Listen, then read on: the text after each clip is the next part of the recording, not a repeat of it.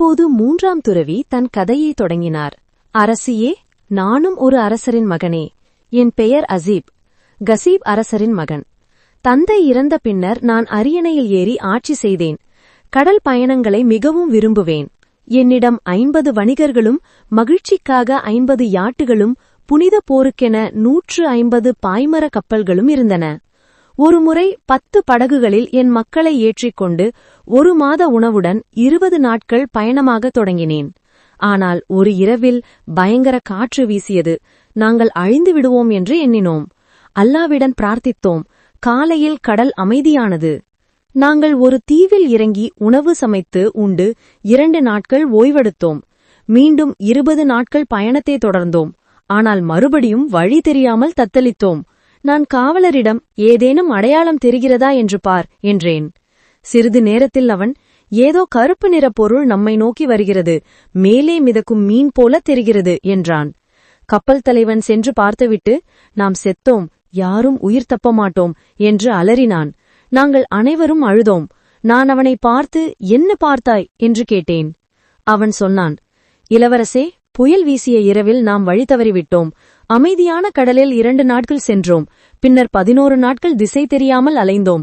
நாளை மாலைக்குள் நாம் கருங்கல் மலையை அடைவோம். அதுவே காந்தமலை. அதனால்தான் அலைகள் நம்மை இழுத்து செல்கின்றன. நாம் அதன் செல்வாக்கிற்குள் வந்தவுடன் கப்பலின் பலகைகள் பிளந்து ஆணிகள் எல்லாம் பறந்து மலையில் ஒட்டிக்கொள்ளும். மலை உச்சியில் தெரியும் பிரகாசமான புள்ளி அந்தரூசியாவில் செய்யப்பட்ட மஞ்சள் தாமிர குவிமாடம். 10 தூண்களால் தாங்கப்பட்டது. அதன் உச்சியில் வெண்கல குதிரை மேல் அமர்ந்த வெண்கல வீரன் இருக்கிறான், கையில் தாமிர ஈட்டி. இளவரசே, இந்த வீரனை தவிர வேறு யாரும் மக்களை அழிப்பதில்லை. இவன் குதிரையில் இருந்து விழுந்தால்தான் இந்த சூனியம் நீங்கும். அரசியே, நாங்கள் மீண்டும் அழுதோம். இரவு முழுவதும் தூக்கம் வரவில்லை. மறுநாள் மாலைக்குள் கப்பல் நொறுங்கியது. அனைவரும் அலைகளில் தத்தளித்தோம். சிலர் உயிர் தப்பினோம். ஆனால் அலைகளின் அடியால் மயக்கமடைந்து ஒருவரை ஒருவர் அடையாளம் காண முடியவில்லை. நான் ஒரு பலகை மீது ஏறி மலை அடிவாரத்தில் இறங்கினேன். மெதுவாக உச்சிக்கு ஏறினேன். விழுவு செய்து 2 ரக்கத் தொழுது குவிமாடத்து அடியில் தூங்கினேன். கனவில் ஒரு குரல் கேட்டது. கசீபின் மகனே, எழுந்ததும் உன் காலடியில் தூண்டு. வெண்கல வில்லொன்றும் 3 ஈய எழுத்துகள் பொறிக்கப்பட்ட அம்புகளும் கிடைக்கும். அதை எடுத்து குவிமாடத்து வீரனை நோக்கி அம்பியை. மனிதகுலத்தை இந்த பெருங்கேடு நீக்கு. அம்பு பாய்ந்ததும் வீரனும் குதிரையும் கடலில் விழும்.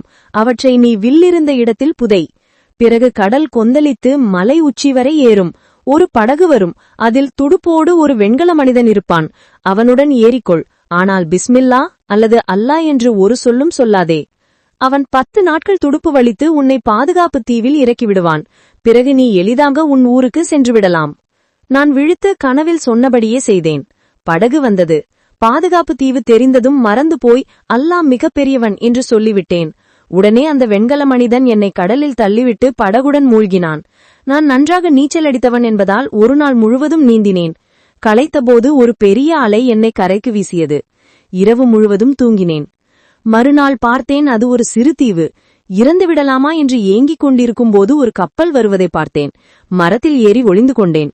கப்பல் நங்கூரமிட்டது. 10 கருப்பு அடிமைகள் இறங்கினார்கள். கையில் இரும்பு கதவாயும் கூடைகளும் இருந்தன. தீவின் நடுவில் சென்று ஆழமாக தோண்டினார்கள். ஒரு உலோகத் தகிடு தெரிந்தது. அதை தூக்கியதும் மரத்தாலான கதவு திறந்தது. அவர்கள் கப்பலுக்கு சென்று அப்பம், மாவு, தேன், பழங்கள், நெய், உடைகள் என வீட்டுக்கு தேவையான அனைத்தையும் எடுத்து வந்து கதவின்குள் இறக்கினார்கள். அவர்களோடு மிக மெல்லிதாகவும் வயதான ஒரு முதியவரும் இருந்தார். ஒரு இளைஞன் அவருக்கு துணையாக நடந்து வந்தான். 1 மணி நேரம் கழித்து அடிமைகளும் முதியவரும் மேலே வந்தார்கள். இளைஞன் வரவில்லை. கதவை மூடிவிட்டு கப்பல் புறப்பட்டு சென்றது. நான் மரத்திலிருந்து இறங்கி அதே கதவை திறந்தேன். உள்ளே படிக்கட்டு இருந்தது. இறங்கினேன். அறை அழகாக அலங்கரிக்கப்பட்டிருந்தது. இளைஞன் ஒரு மெத்தையில் அமர்ந்து வீசிக்கொண்டிருந்தான். என்னை கண்டதும் அவன் முகம் வெளுத்தது. நான் அவனை வணங்கி, பயப்படாதே, நானும் உன்னை போன்ற மனிதன்தான், அரச மகன். என் விதி என்னை இங்கு தள்ளியது. உன் கதையை சொல் என்றேன். நான் ஜின்னல்ல மனிதன் என்று உறுதியானதும் அவன் நிம்மதியடைந்தான். அவன் சொன்னான், என் கதை மிகவும் விசித்திரமானது. என் தந்தை பெரிய நகை வணிகர். ஏராளம் செல்வம் உண்டு. பல அடிமைகள் உண்டு. ஆனால் அவருக்கு குழந்தை இல்லை. ஒரு நிரவில் கனவில் ஒரு மகன் பிறப்பான், ஆனால் குறுகிய ஆயுளுடையவன் என்று தெரிந்தது. அதே நிரவில் என் மாதார் கர்ப்பமானார்கள். நான் தான் பிறந்தேன். எனக்கு 15 வயது வரை ஆபத்தில்லை. 16வது வயதில் காந்தமலையில் உள்ள வெண்கல வீரனால் மரணம் வரும். 50 ஆண்டுகளுக்குப் பிறகு அவன் குதிரையில் இருந்து விழுந்தால் நான் இறப்பேன். அவனை சுட்டு வீழ்த்துபவன் அசீப், கசீப் அரசரின் மகன் என்று ஜோதிடர்கள் சொன்னார்கள். அதனால் என் தந்தை மிகவும் வருந்தினார். எனினும் என்னை அன்போடு வளர்த்தார். 10 நாட்களுக்கு முன்னர் வெண்கல வீரன் கடலில் விழுந்த செய்தி வந்தது. அசீப் அவனை சுட்டு வீழ்த்தினானாம். என் தந்தை பயங்கரமாக அழுதார். என்னை இந்த நிலவரையில் ஒரு அரண்மனை கட்டி எல்லாம் ஏற்பாடு செய்து இங்கு கொண்டு வந்து விட்டு சென்றார். இங்கு 40 நாட்கள் ஆபத்து என்று இருந்தால் என்னை அழைத்து செல்வார் என்றார். இதுதான் என் தனிமையின் காரணம். இதைக் கேட்டதும் நான் தான் அந்த அசீப் என்று தெரிந்தது. ஆனால் அல்லாஹ் இருக்கிறான், இவனை நான் ஒன்றும் செய்ய மாட்டேன் என்று முடிவு செய்தேன். அவனிடம், உனக்கு எந்த ஆபத்தும் வராது, நான் உனக்கு அடிமை போல சேவை செய்வேன். 40 நாட்கள் முடிந்ததும் உன்னை பாதுகாப்பாக உன் ஊருக்கு கொண்டு போய் சேர்ப்பேன் என்றேன். அவன் மிகவும் மகிழ்ச்சியடைந்தான். அன்று முதல் நான் அவனுக்கு உணவு தயாரித்து அறையை அலங்கரித்து இரவில் போர்வை போர்த்தி பகலில் கதைகள் சொல்லி மகிழ்ச்சிவித்தேன். என் இதயத்தில் அவனிடம் அன்பு வேரூன்றியது. ஜோதிடர்கள் பொய் சொன்னார்கள் என்று நினைத்தேன்.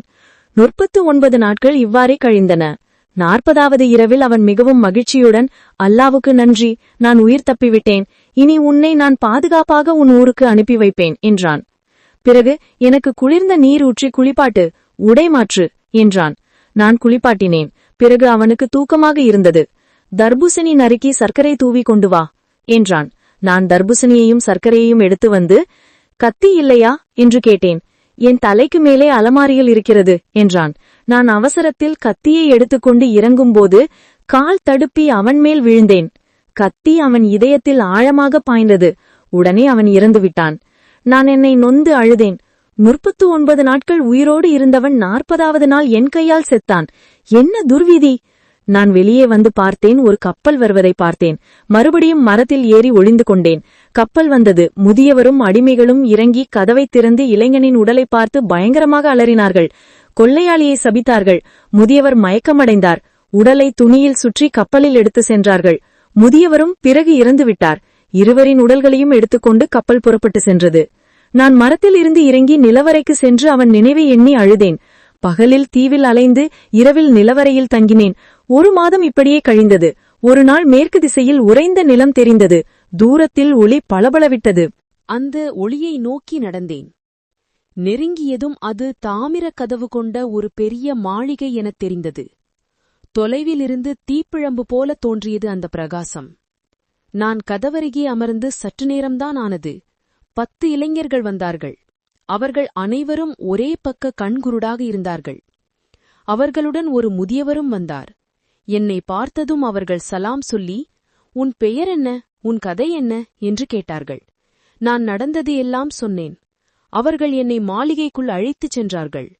அங்கு 10 நீல துணியால் மூடப்பட்ட படுக்கைகளும் அவற்றைவிட சற்று சிறியதொரு நீல படுக்கையும் இருந்தன.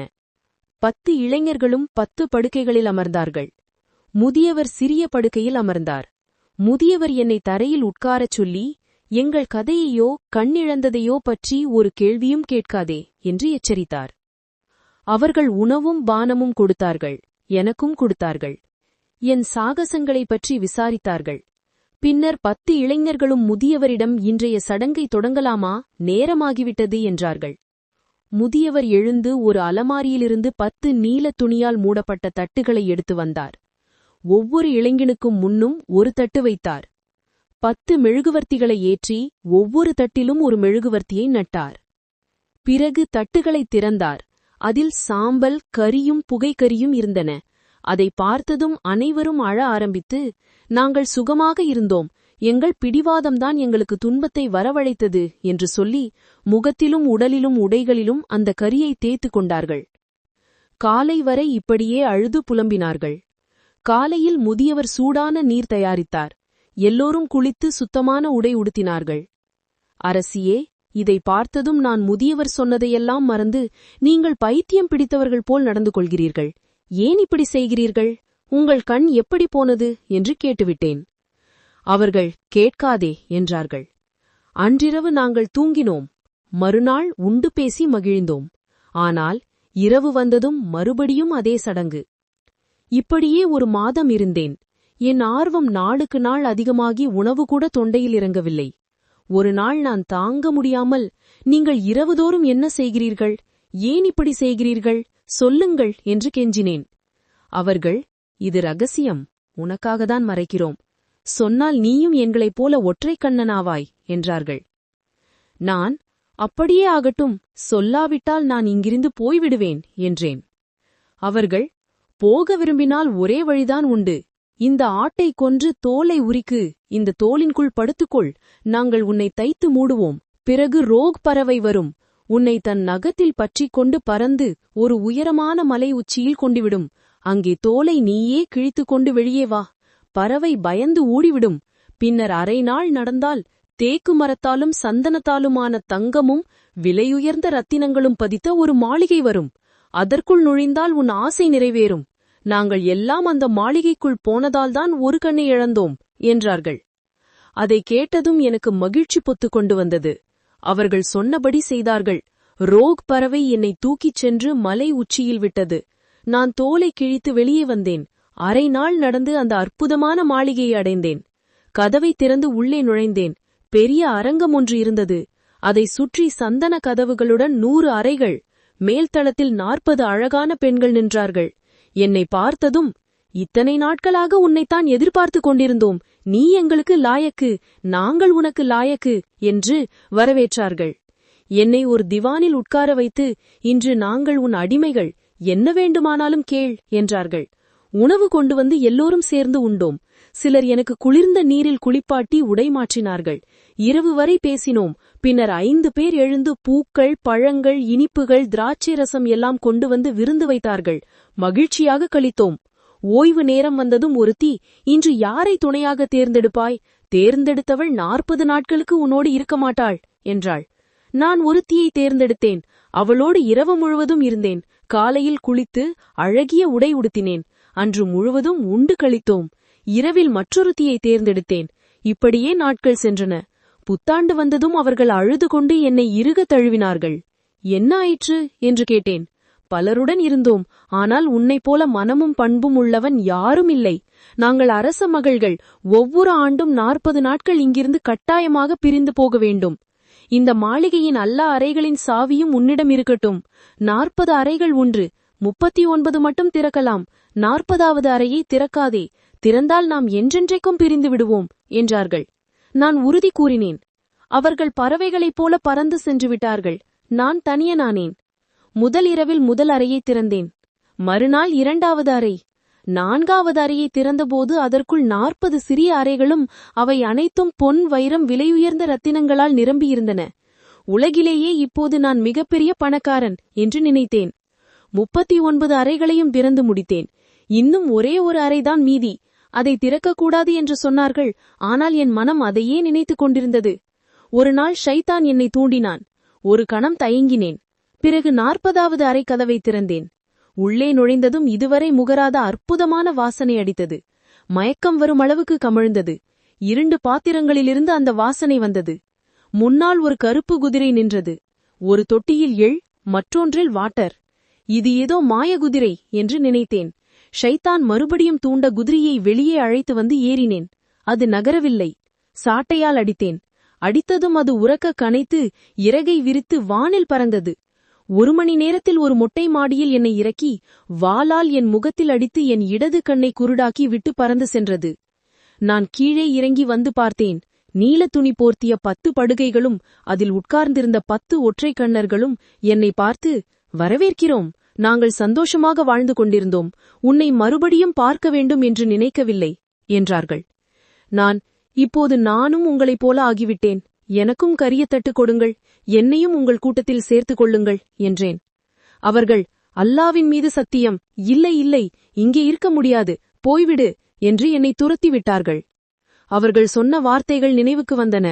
நாங்கள் சுகமாக இருந்தோம், எங்கள் பிடிவாதம்தான் எங்களுக்கு துன்பத்தை வரவழைத்தது. நான் தலைமுடியையும் தாடி மீசையையும் இழுத்து பிடுங்கி உலகை துறந்து துறவி உருவத்தில் அலைந்தேன். அல்லாஹ் என்னை காப்பாற்றி இன்று இரவு பாக்தாதுக்கு அழைத்து வந்தான். இங்கே இந்த 2 துறவிகளை சந்தித்தேன். நானும் அவர்களைப் போல அந்நியன் என்று சொன்னேன். அவர்களும் நாங்கள் அந்நியர்களே என்றார்கள். இப்படி 3 துறவிகளும் 3 இடது கண் குருடார்களும் இங்கு சந்தித்தோம். அரசியே, இதுதான் என் தாடியை இழந்ததற்கும் இடது கன்றை இழந்ததற்கும் காரணம். பெண், போகட்டும் என்றாள். மூன்றாம் துறவி, மற்றவர்கள் கதை கேட்காமல் நான் போக மாட்டேன் என்றார். பெண் கலிஃபாவையும் ஜாஃபரையும் மஸ்ரூரையும் பார்த்து, உங்களுக்கு என்ன கதை இருக்கிறது என்று கேட்டாள். ஜாஃபர் எழுந்து வள்ளல்கள் சொன்னதையே சொன்னார். அவர் ஒவ்வொருவருக்கும் ஒவ்வொரு உயிரை கொடுத்து மன்னித்து, இப்போது எல்லோரும் போகலாம் என்றாள். எல்லோரும் வெளியே வந்தார்கள். விடியவில்லை. கலிஃபா துறவிகளை பார்த்து, இன்னும் இருட்டு, எங்கு போவீர்கள் என்றார். அவர்கள் அல்லாவின் மீது சத்தியம், எங்களுக்கு தெரியாது என்றார்கள். கலிஃபா ஜாஃபரிடம், இவர்களை உன் வீட்டுக்கு அழைத்துச் செல், நாளை என்னிடம் கொண்டு வா, இவர்கள் சாகசங்களை எழுதிவை என்றார். ஜாஃபர் அப்படியே செய்தார். கலிஃபா அரண்மனைக்கு சென்றார். தூங்க முயன்றார். தூக்கம் வரவில்லை. 3 பெண்களின் கதையும் 2 கருப்பு நாய்களின் ரகசியமும் தெரிய வேண்டும் என்ற ஆர்வத்தில் இருந்தார். விடிந்ததும் உடனே ஜாஃபரை அழைத்து 3 பெண்களையும் 2 கருப்பு நாய்களையும் 3 துறவிகளையும் வர சொன்னார். ஜாஃபர் சென்று எல்லோரையும் கொண்டு வந்தார். ஜாஃபர் சொன்னார், நேற்றைய கொடுமைக்கு மன்னிப்பு வழங்கப்படுகிறது. ஆனால் இப்போது நீங்கள் நிற்பது அப்பாஸின் மகன் 5வது கலிஃபா ஹாருன் அல் ரஷீதுக்கு முன்னாடி. உண்மையையே சொல்லுங்கள், உண்மை தவிர வேறொன்றும் சொல்லாதீர்கள். இதை கேட்டதும் மூத்த பெண் முன்வந்து, என் கதை இதுதான் என்று தொடங்கினாள்.